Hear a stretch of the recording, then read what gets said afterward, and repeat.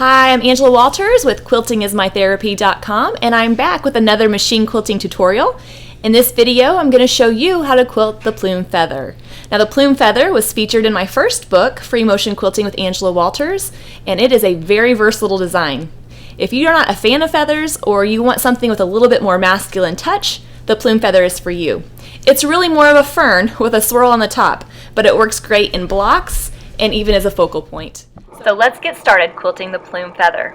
You're going to start by quilting a gently curving spine of the feather and that goes into a swirl and then comes back out to a point. And it should look something like this.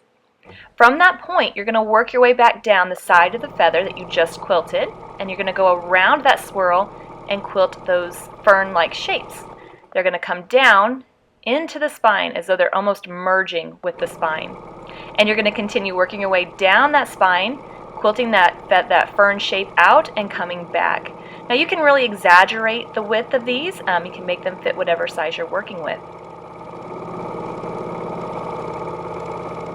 But when you're done, it should look like this. Now it's time to quilt the other side. And what I'm going to do is echo that spine that I just quilted, coming back up to a point, and then continuing down the other side, adding those fern-like shapes, going out and then coming back.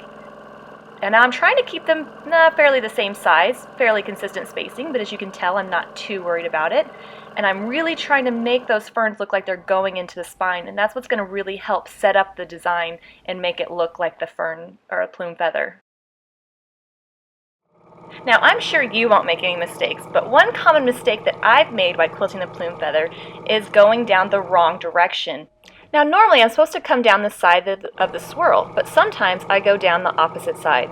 And if that happens with you, no worries. Just continue on quilting that side of the plume feather by adding those fern-like shapes and working your way down. Your feather will look a little different, but not so much different that it's worth ripping it out.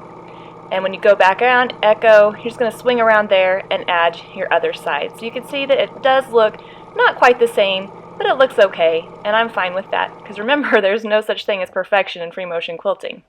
And you might have that little kind of space right there, but it's fine. It just adds to the overall look of it. And continue working your way down. So hopefully you can think of a bunch of different ways that you'll use the plume feather on your next quilt. Please let me know if you have any questions about the plume feather. And for more machine quilting tips and tricks, please visit my website, quiltingismytherapy.com.